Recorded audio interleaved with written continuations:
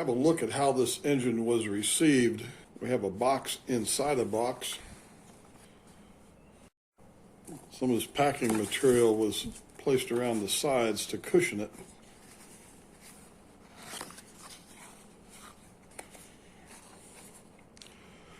When you open this, you want to be very careful. Don't turn it upside down because you do have some small parts in here. This is the alcohol bottle, which could fall out and break if you were being careless. This is the needle valve for the speed control. And a very fragile piece over here that you do not want to fall out and hit the floor.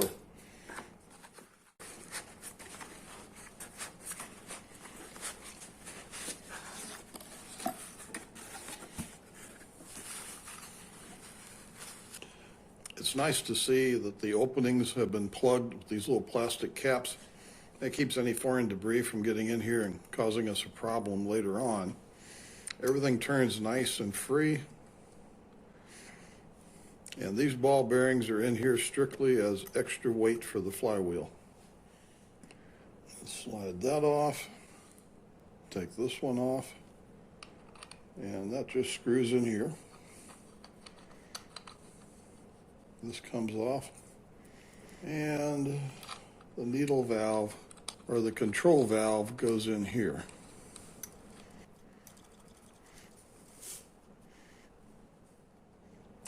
This is in here just finger tight, and we can see it's working quite freely. And the alcohol burner will go in there. This does not appear to require a very large flame. That's a very small wick. And the instructions. If we look at this and compare it to a diagram of a normal Stirling engine, there's only one connecting rod, not two. And this connecting rod is on the power piston, and the connection between the power cylinder and the hot end is only pneumatic. There's no mechanical connection. The flame heats the air inside this outer tube. And this whole thing is kept running by the momentum that's developed in this flywheel. The flywheel is driven by the power piston. In this position, the piston is near top dead center. And as we turn this way, the displacer moves forward and causes the hot air to travel in this direction, which is pushing down on the power piston. The piston is now at bottom dead center, and that displacer starts moving back again. The air that was in here is forced back in this direction where it is reheated and expands, and the displacer comes forward, and the whole process is repeated. Once this is running, we can adjust the speed with this control valve. If we open it up, it allows more air to go back and forth. And if we close down on this, it restricts the flow and it will slow down the flywheel. There's really no lubrication required on this. The only two places that could be lubricated is at both ends of this connecting rod, here and up there on that wrist pin inside the piston. Components of oil evaporate and leave a sticky, gooey mess behind that attracts dust. A high grade of watch oil could be used. I wouldn't, but if you just had to, put a little bit on the end of a toothpick and just touch it here and very carefully get it up there on that wrist pin. You want to be extremely careful not to get any oil on the surface of this piston. That would just create drag. The other option would be a silicone spray. Spray it off to one side onto a toothpick, touch it here, and then again on that wrist pin. Do not put anything in here. This gets extremely hot, and that would just create a disaster. And the way that this is made, I see no way to take this apart and clean anything. And the old American favorite WD-40, don't even think about it. Do not use that on this engine. I'm using denatured alcohol. Denatured alcohol burns very clean. I do not recommend isopropyl rubbing alcohol like you get in the drugstore. It burns very dirty.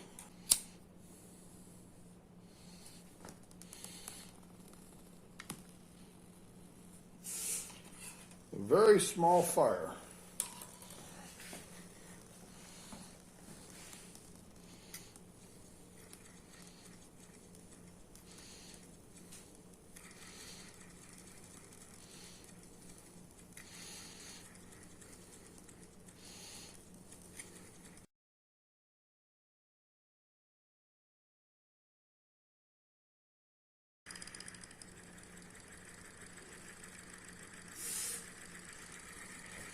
Having just installed this, I'm not really sure where the sweet spot was.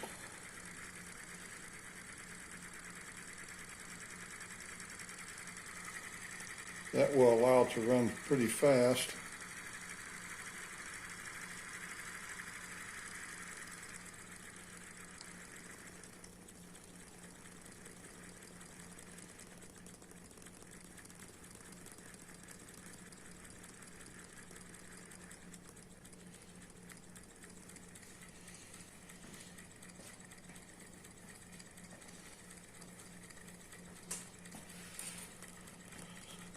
This does get very hot.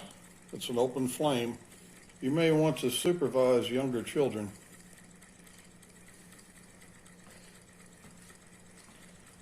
You play with fire, you can get burned. Been there, done that.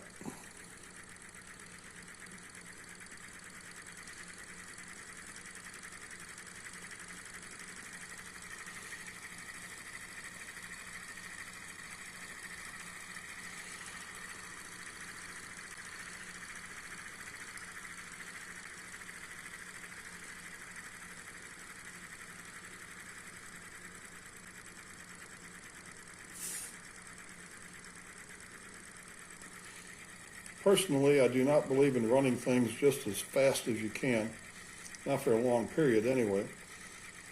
And I would not run this continuously at the slowest speed. This is a nice moderate speed. On all these engines, you have to watch your fuel level. Don't let it run dry. You're just going to burn up your wick. And don't go off and leave this unattended.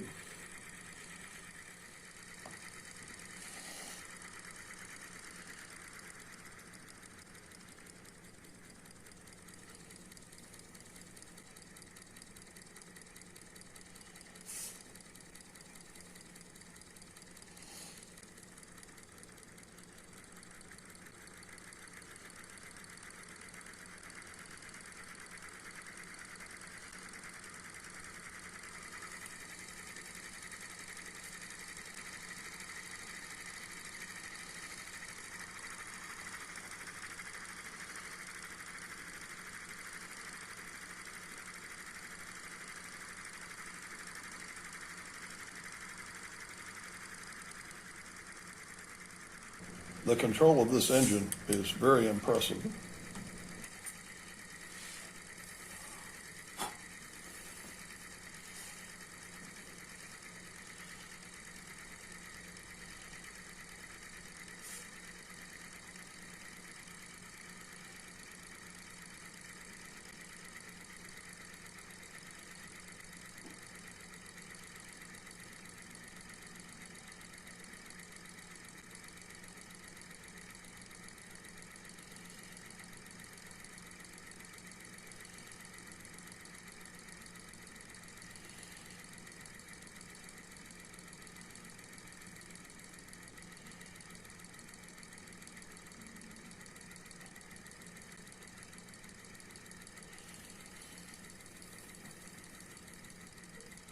This gets very hot.